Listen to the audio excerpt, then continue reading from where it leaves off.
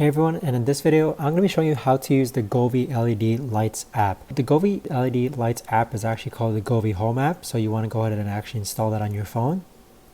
And then once you have it installed, the main tabs that I use are these upper three tabs here. So I click Home, Device, and then Automation. Automation is a bit more advanced, so I'll save that for a future video. But under the device, this is where I can see all my Govee products within my household. And then as far as actually using the Lights app, this is the main tab in which I actually use my Govee Home products in.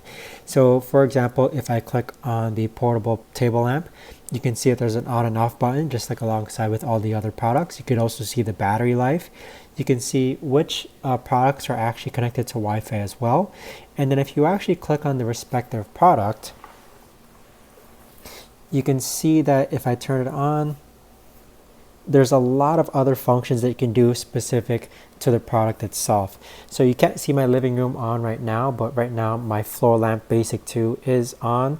If I click the portable table lamp and then turn this on, again, there's more settings that you could actually see specific to this table lamp, such as changing the colors, changing the brightness, setting a timer. And I could also turn it back off. And so you'll have to actually play around with it. Each of Govee's devices have different settings to them. So the TV backlight settings are different from the floor lamp settings, and the floor lamp settings are different from the plug settings. But overall, I'd say it's a very, very easy app to use. And so I hope this is a good introduction as far as how to use the Govee LED Lights app.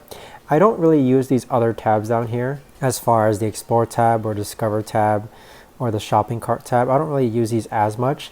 The next tab is going to be my Settings tab, or basically Profile tab. But again, the Home tab and then Home, Device, and Automations are the main tabs that I use when it comes to actually setting up my Govee devices.